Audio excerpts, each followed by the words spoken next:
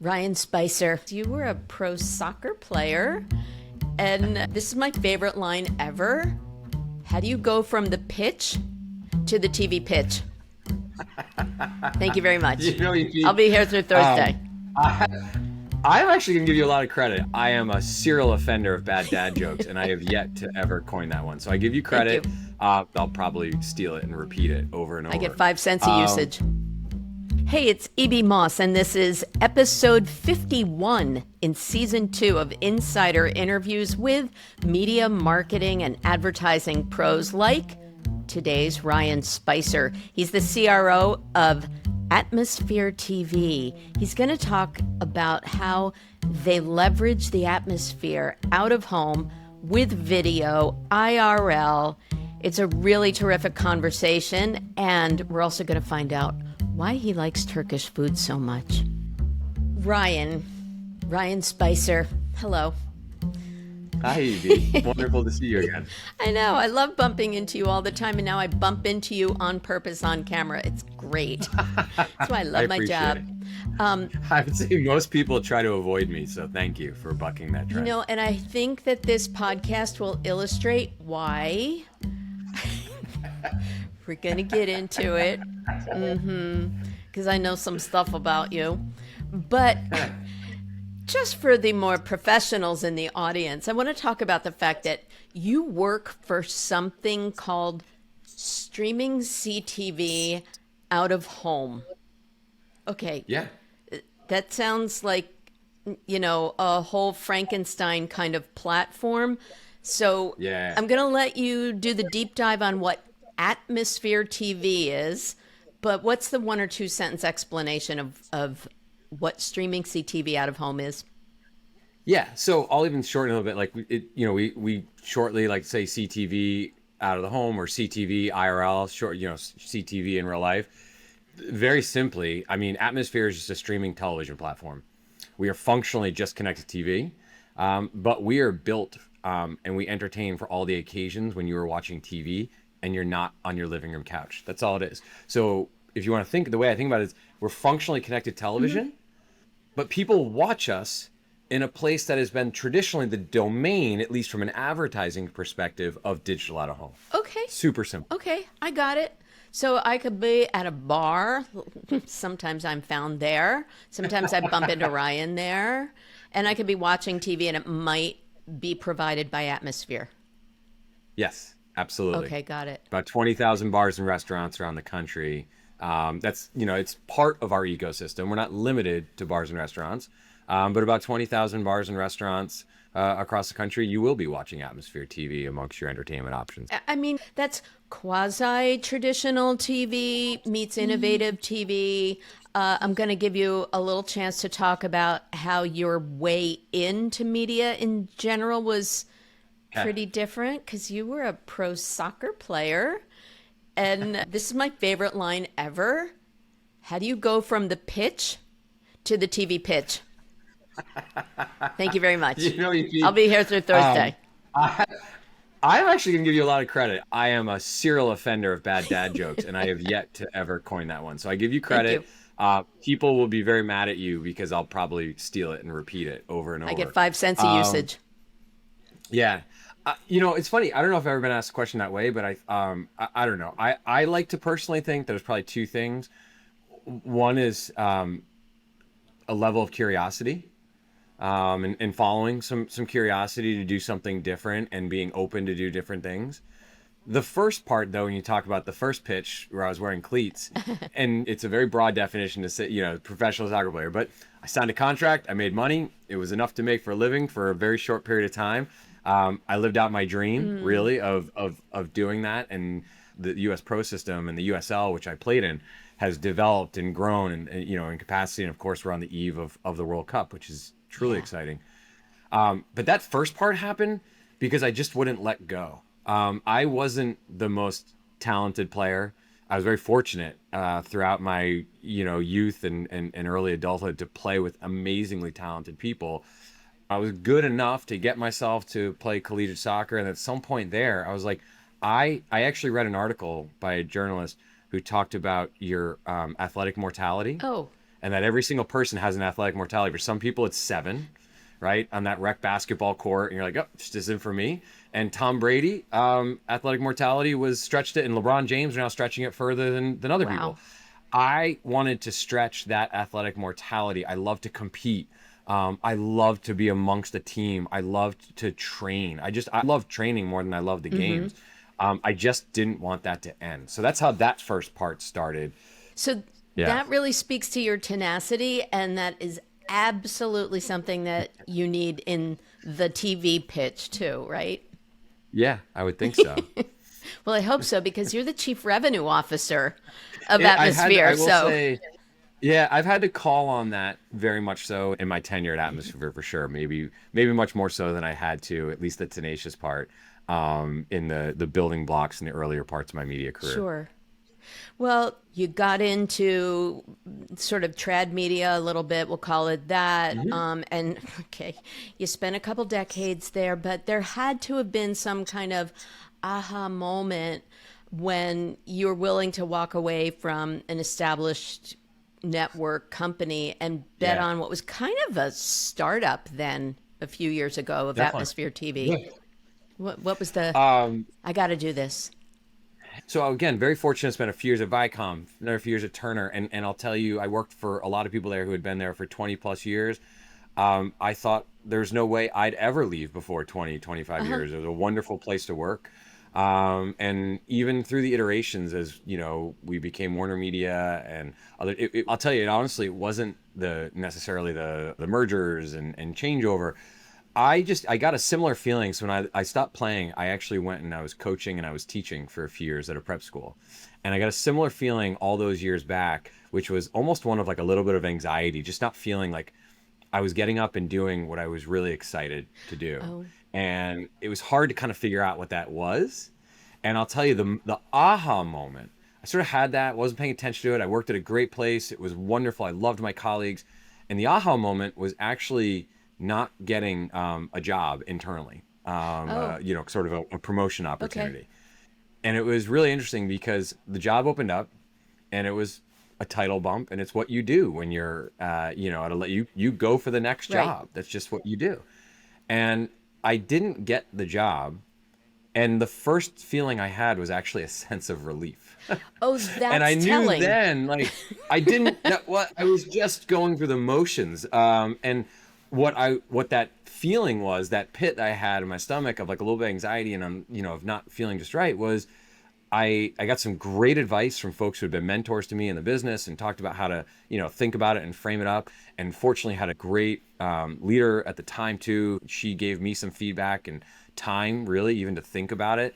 And I realized what I wanted to go do was to take what I felt like was a skill set and a blueprint that I was fortunate enough to build around super smart people at great companies, and go put that in practice at a place that was on its way, that where we had to build something. And it was an opportunity as a leader to architect something, and as a professional to truly go to something that hadn't materialized yet, and create it, like manifest what we were, what our identity was, and why there was a value proposition there. Got it. So now that you've seen Atmosphere TV kind of through that, not exactly blueprint phase, but to an established company in 20,000 out-of-home environments, plus. 60 So total. just 20,000 bars. Those are all I care about. Okay. Yeah, exactly. Sorry. Exactly. Fair enough. Okay. But now that, it's been 3-4 years for you there, I want to try a new segment on you. Okay. And here's my other pun. You're going to be my CRO in the coal mine. Get it? Canary CRO. You're the first one to try this. Second, but I get it. Cool. Now, I know that you like explaining things, so you're the man for the job. This is called the Pitch Me, Pinch Me segment. Okay? All right. So you get maybe 15 floors of the elevator, Ryan. Just saying. Fair enough. Hopefully with me, it's a very slow elevator because I don't get to the point quickly, but yeah. Okay. All right. So it's pitch me, pinch me, so that you give me your best pitch about the what of Atmosphere TV and its value prop, so that I just want to pinch pinch myself and say, wait, I must be dreaming. It's so fabulous. So, okay, This is a good you've got barometer. one This is a floor. real. Go ahead. All right, cool. Very simply, EB, Atmosphere TV is just a television entertainment streaming service. That in and of itself is not unique at all. But what is unique is that we were founded on an insight. And that insight was no one ever walked into their favorite bar or restaurant or gym and said, "Excuse me, could you turn on an episode of Judge Judy on mute? Or would you mind like tuning it to SVU about 17 minutes into it when I can't really hear?" Things that never happened. Said another way, EB, Atmosphere was born to fix the fact that watching television when you're not on your living room couch or your favorite recliner is a form of entertainment that really isn't entertaining. So we reimagined, if you were to create television for those moments, what should it look like? And that's what we did. And, you know, you find content, as our CEO, my boss, likes to say, is TV for your eyes, not for your ears. Oh. And we entertain you for 3 minutes at a time, over and over and over again, with creator-driven content, sports highlights, and a lot of content that's not reliant on a narrative, a long storyline, but is engaging, and visually resting. What floor am I at? Well, you're at about 37 right now. But But you didn't get off. You didn't get off. no, I did not. I did not, hit the stop button. But I'm going to give you another 5 floors to tell me what's in it for the advertiser now. Absolutely. At its simplest form, we recreated ad-supported television at scale, right? You find 10 million people every single night are eyes on televisions of Atmosphere, and they can't skip the commercials.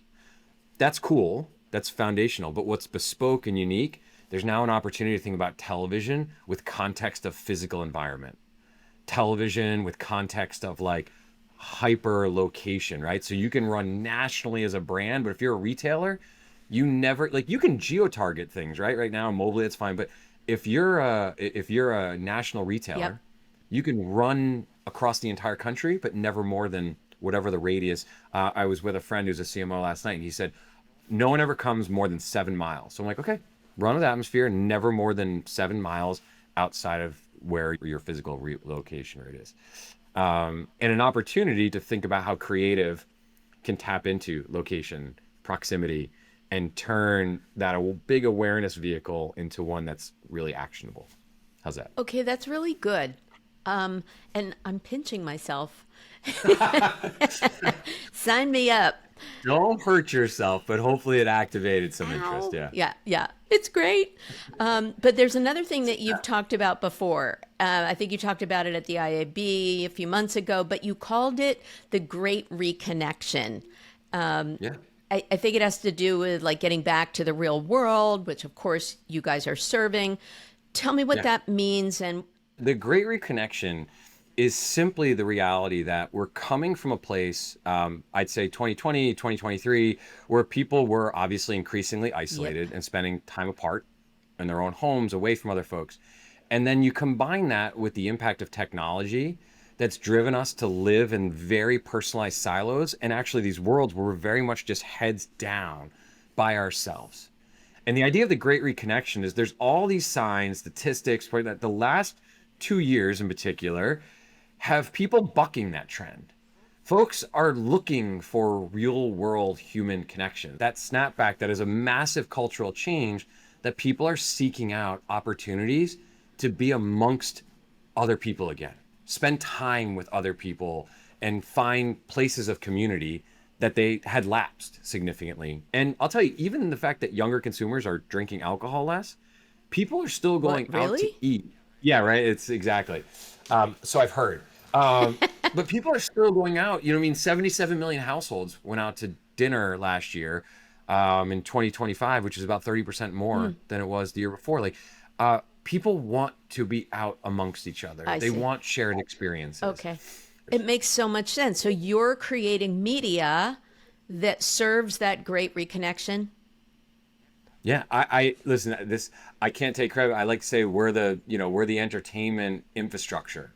for the Great Okay, Reconnection. that's fair. I understand. And you're also kind of curating that content for various environments. I meant to ask you that before, right? So aside from locality, you can also base it on context, right? Yeah. Okay. And I would say, so we build 30 channels. Oh, And the idea is that each one of those channels is meant to work in an environment where I'm watching television and I'm just simply not in the confines of my comfy couch or recliner. And the 30 channels are, work really well across, and one of them at least works well in bars, restaurants, gyms, airports, hotels, doctors' offices, other medical offices. There's a stretch of all these places where you are confined to an attention and you're watching TV, but we just wanted to make it better for that in that moment of got entertainment. it. Now, here's the big question is that, I'm in a noisy bar. Yeah. If I'm a marketer, how are you going to convince me that people are focusing on any one of those 30 channels? What's your proof of concept? I mean, the proof of concept, the reality is that we show outcomes. It's the best way. I think that, it's truly important for us to show that, something other than your impressions ran. We know that people are engaging and watching our content. We recently did a study with in partnership with Oh, MediaScience. that's the one that I wrote about. Yes, Yeah, yes, on thank Media you for Village. giving it a few months. That was Yes, cool. exactly. It was great because I'll tell you, Evie, I call it the atmosphere moment. We have all these anecdotal stories. And some of them come from family members, friends, and a lot of times they come from, client marketers, agency, our agency partners. And they'll give you like, wait a minute. And sometimes it's the second we walk in and we sit down, they go, I got to tell you about when I watch Atmosphere. Sometimes they aren't too familiar with us. And 2 weeks later, we'll get a text or an email like, hey, I was at this restaurant with my son and he wouldn't pay attention to anything we were talking about because he couldn't take his eyes off Chive TV. Like, so we know anecdotally, we know it from the establishments that tell us people are staying longer, but we had to go prove it out with some empirical data. And the MediaScience study did that, right? I mean, we saw that people importantly, are watching like our entertainment channels, including Chive. We're keeping people captivated and engaged watching 53% more than like general sports content running on ESPN. Okay. And it translated in the same type of significant brand recall, et cetera. So we proved out just the attention and the product of Atmosphere is working. Like our experiment to reimagine content delivered. So, how do you advise a brand on what their content or their creative should look like in that kind of environment? Yeah. Yeah. It's really similar. If you think back, it's kind of crazy now, but if you remember, I mean, what was it, 12, 15 years ago, that Facebook introduced video. And everyone goes, video's never going to work in that environment. But amazingly, there's a substantive amount of money, to say the least, that video spent in social environments. And there's two reasons. One, we figured out the right form. We figured out Facebook figured out how to do it, and others, and introduce it in a way that wasn't like a television ad pod that's three minutes long. But importantly, also, advertisers adopted and founded those formats.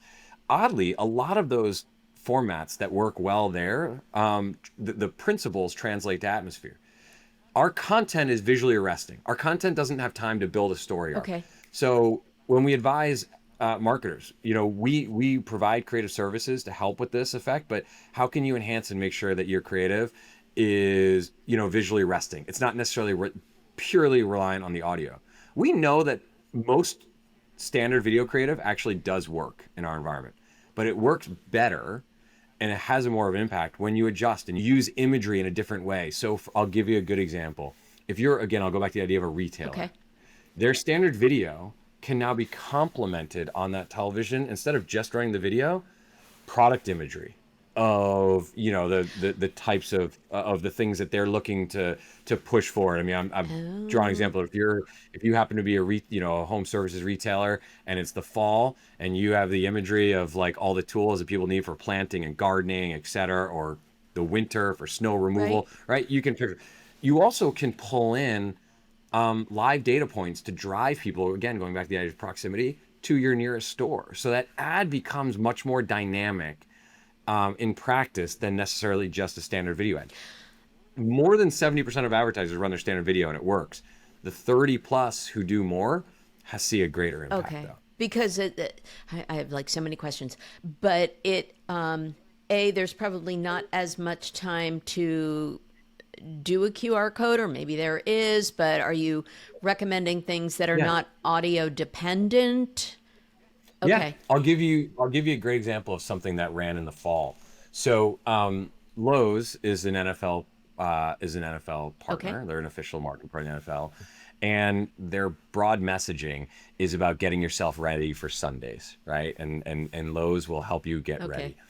And so we created ad creative that blended their standard video with a countdown clock to Sunday. Oh, And so in that type of physical environment, it married their brand imagery and was reinforced because, if you're in a bar on a Thursday night, you're thinking about, well, maybe it's that NFL game that night, but or Wednesday or Friday, you're gearing up as a sports fan thinking about the next game that's happening on Sunday. We'll do creative that leans into like trivia and things. It doesn't have to be that way. It actually can be quite simple that we adjustments that we do with partners as well, just to make it a bit more tailored to that physical environment and the fact that it's not relying on hearing the sound. very smart. I love it. And then one form of measurement is anecdotal, and you talked a little about, word of mouth.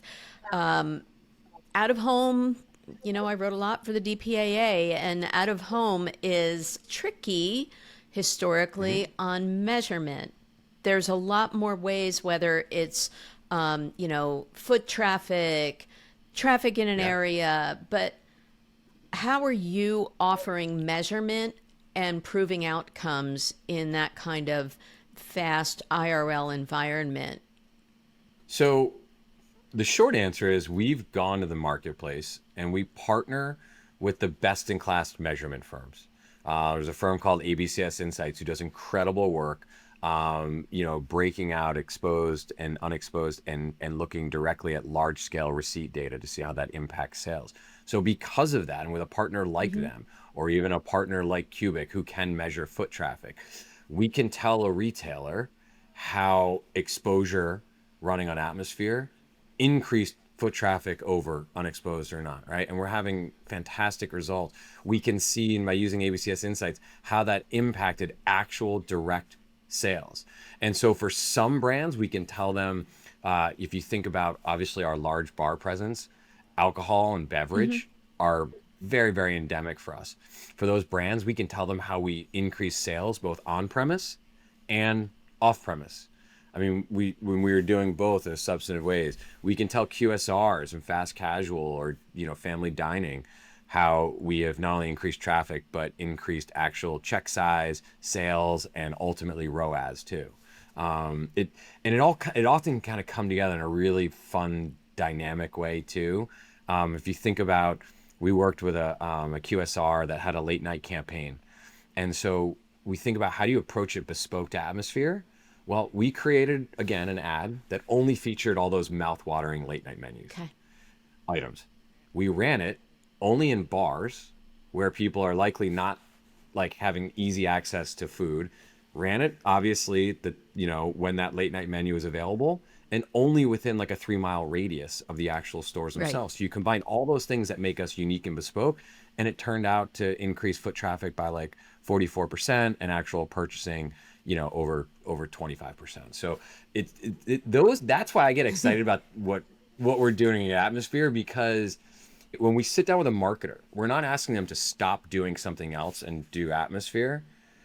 We're showing how in leaning in with atmosphere is an accretive solution that adds like incremental value of not just reach audience, but like impact, and bottom line will change the course of like their sales and the interaction with their particular brand. So if you're going to build a plan, is there a fast win for somebody who like really wants to get on it now? Anything you recommend? My recommendation is don't be inhibited by legacy habits. It's the one thing, I got a fantastic question. We were actually setting up at a meeting with a lot of senior folks at an agency, and someone said, hey, while you're plugging the computer, tell me something. What's the biggest objection to atmosphere? And I said, honestly, like, I'm not going to tell you we're the perfect fit for every marketer. I think we have a really wide, great, range of value. but we don't really have marked objections. Our obstacle is often just legacy behavior or Oh, people who get hung up about what bucket does atmosphere fit right. in. And my retort is if you're worried about the bucket of what media it sits in, you're focusing on the wrong thing. And I understand it's not as simple as that. You have budgets that come from different places, but the question I want to help answer is, can we make an impact on your business? Can we change the impact that your marketing or advertising efforts are going to have people interact with your brand in a different way? Yeah, that's smart. One of the, speaking about a little less traditional, the rise of RMNs, of retail media networks, I'm guessing that you might have an opportunity to work in their network. Like, do you supply content to RMNs? And then do you also help them sort of amplify their messaging outside of the network? EB, you've hit on something that is a significant strategic priority for us this year. I would say I got a job for you if you want to come over.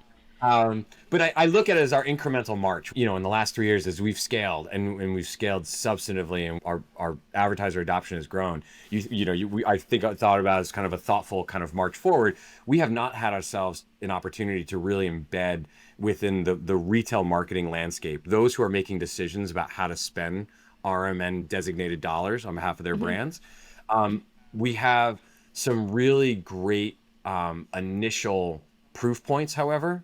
There was a great article late last year about some efforts that Albertsons put into market and how this growing beyond, because again, you can combine the proximity Right. and that impact. But there's this share of consideration, and that definitely takes place when you're sitting on your couch, right? Like, yeah, that's something I think I might do. Auto brands, they want to store away that consideration Right. for the once every 3 years. Atmosphere can do that too. It's television, right?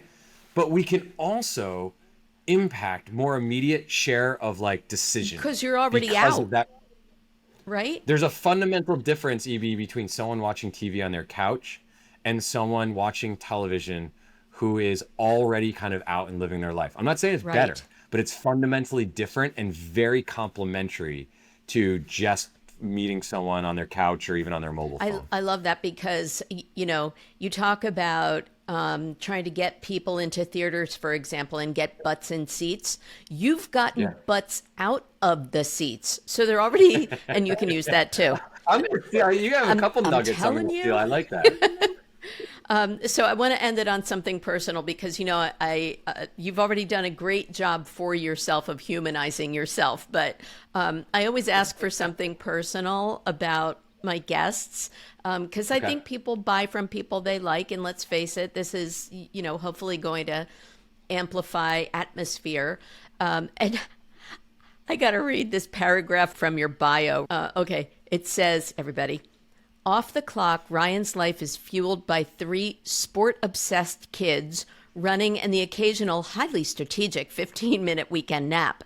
He claims the title of most American person married to a Swede, gravitates towards Turkish food, which is an odd thing, when it's time to indulge, and measures his music taste by one simple rule. My favorite line here. If his teenage sons don't like it, he probably does. Ryan Spicer. I don't know. Do I need to comment on that? I mean, it hit the nail on the head. Just acknowledge, confirm, and let's move on. Yeah. So I have an insanely blessed life, Evie. I have an amazing family. I don't know how I stepped into that, and somehow a nice wrench was thrown at it by my amazing wife, who's from Sweden. Lovely. So yeah, the story behind that, EB, is my wife is a quarter Turkish. Her mother. So love Mediterranean. And I food. do love a Turkish coffee, I have to say. Not bad. Okay. Yeah. All right. Now I'm hungry. So it sounds like you are quite the player coach in your job. So I'm going to give you the last word here on insider interviews. What's the best piece of advice that you got from a coach, whether it's in business or sports or, that guy on the street? I'll go back to something I kind of mentioned earlier, that aspect of being curious, be fueled by curiosity. It's funny. I was leaving a company, and it was such a dreadful conversation with someone I respected so much and desperately wanted to keep working for, and left for very different reasons of opportunity. And he said to me, listen, he said, I think you've distinguished yourself by demonstrating a level of curiosity that helped you move along pretty quickly. Don't ever lose. And I've been very fortunate that he highlighted that, because I probably otherwise wouldn't have thought about it in a tangible way. Yeah. But that level of curiosity has always kind of fueled me to ask questions, to do different things, to hopefully not be complacent too. I think that's fantastic. Ryan Spicer, CRO of Atmosphere TV, you are the best. And now can we go out for Turkish food? We can. Gotta go. Ryan, thank you. Thank you, Evie. This is a fun conversation. It was. I appreciate it. And smart. Well, I hope you got some good insider scoop from this episode of Insider Interviews with me, E.B. Moss. If you enjoyed this content, please feel free to buy me a coffee at buymeacoffee.com/mossappeal. And I hope you'll follow Insider Interviews on social media and let me know if you have a question or a suggestion for a next stellar guest in media marketing and advertising. Speaking of stellar, my theme music was composed and performed by the incomparable Grammy-winning John Clayton. If I can help you with your company's podcast, please find me at mossappeal.com. Thanks again for listening.